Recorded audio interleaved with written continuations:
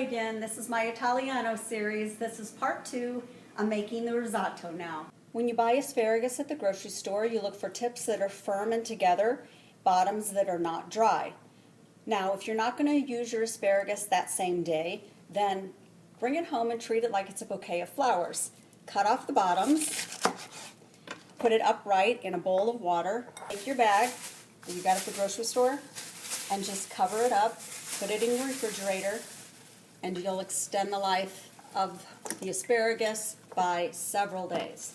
Cutting my asparagus in bite-sized pieces and at an angle.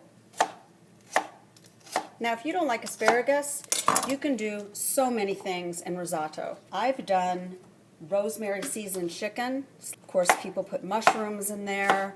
I'm going to be showing you asparagus in there with, of course, the Parmesan cheese and the wine. In a separate saute pan, I'm going to be doing some shrimp, seasoning them in butter, garlic, oregano, and I'll add those at the very end on top. Okay, so there's my bite-sized asparagus ready for the risotto. Okay, here's the ingredients for the risotto. You're going to start with 4 tablespoons of butter, 2 tablespoons of olive oil, a shallot minced, 1½ cups of risotto, 1/2 cup wine, a 32-ounce box of chicken stock or chicken broth, 1/2 cup grated Parmesan cheese, and then these ingredients are for my shrimp that I'm going to be putting on the top. Basil, oregano, or any kind of Italian seasoning. I've mixed already 1/2 cup of wine in with the shrimp, getting it going with those spices. Start by putting your 4 tablespoons of butter in your pan and your 2 tablespoons of olive oil. We are going to put the shallots in. This is 1 large shallot that I've minced. Now, when you do your shallots, you are not trying to brown them. You're just trying to get them translucent. Another important thing that I didn't mention is the 32-ounce box of chicken stock or chicken broth needs to be getting warm on your oven over, say, medium, just so that when you ladle it into the risotto, it is warm and it doesn't cool your risotto down. You want to keep your risotto cooking at the right temperature. So get that warm as well. I also have this pan warming right now so that I can start my shrimp in just a moment. They're just sitting in the wine and some oregano and basil right now.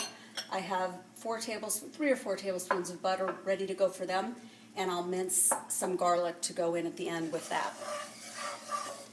All right, our shallots are translucent. We're going to go ahead and add the risotto. Add your risotto a little at a time.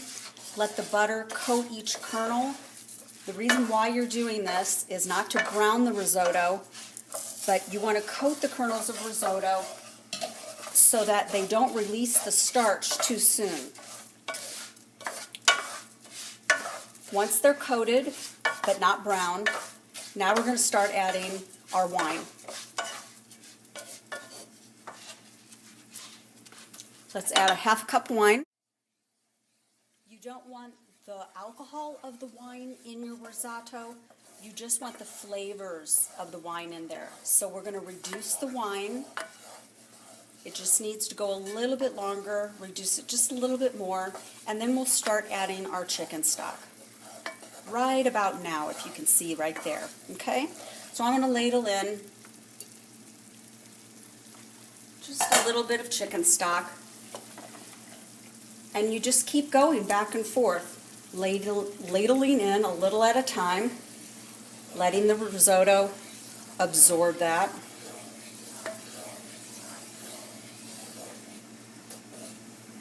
You don't have to stir it constantly. You don't want to make it mush. Some recipes say stir it constantly, don't walk away, but you really don't have to. Just stir it every once in a while. And as the risotto absorbs the chicken broth, ladle in a little bit more.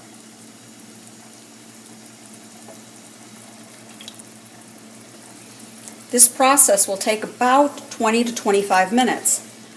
So In a few more minutes, I'm going to start my shrimp.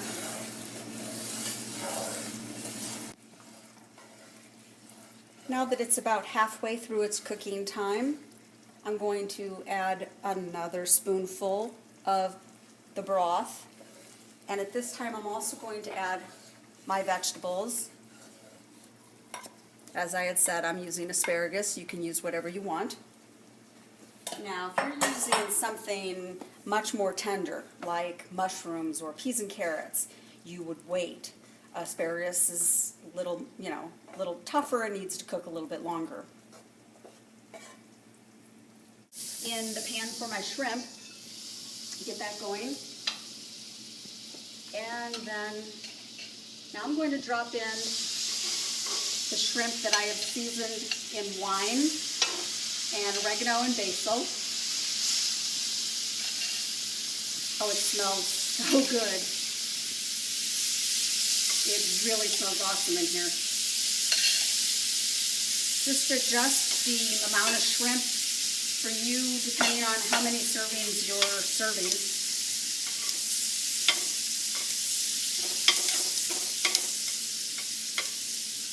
It looks like the wine is already reduced down. So I'm going to go ahead and add the butter and garlic and get it cooking in that.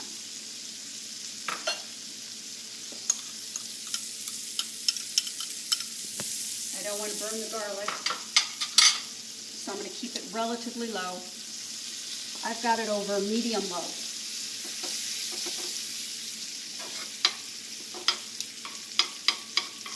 Just kind of dispersing this garlic. Let's check that risotto while this is going. Don't want that to dry up.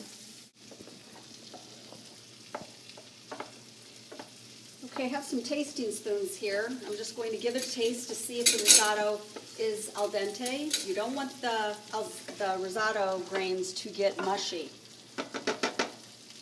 I also want to test the asparagus to see if it's getting done. Okay, see how the risotto's starting to look drier again?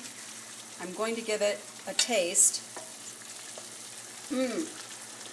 It really has a wonderful flavor. You can taste the wine in it, but it's not overpowering. I'm definitely going to have to add this last ladleful of the chicken stock or chicken broth, whichever you used.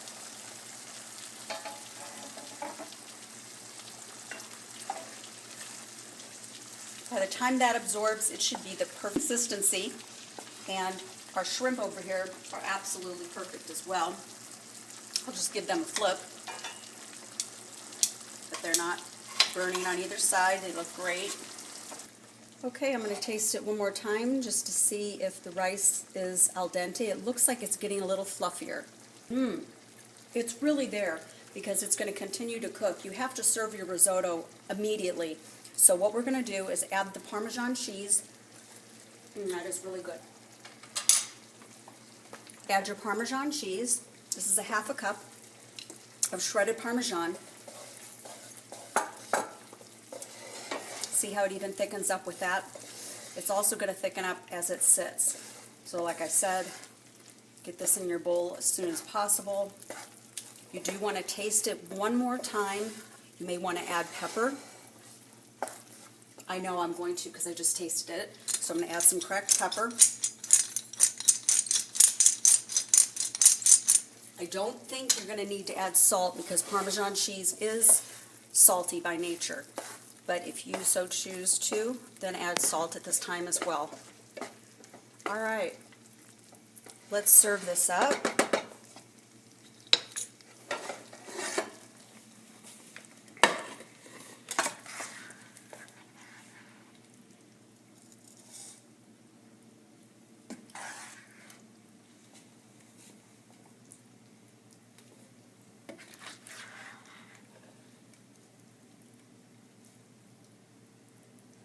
Alright, and I'm going to top this with the shrimp. Oh, you can smell the butter. You can even smell the wine on these. Don't want to mess around with this too long because I don't want that risotto to get firmed up. And there you go. Little sprig of washed basil in the center. And there's my Italiano risotto. Enjoy!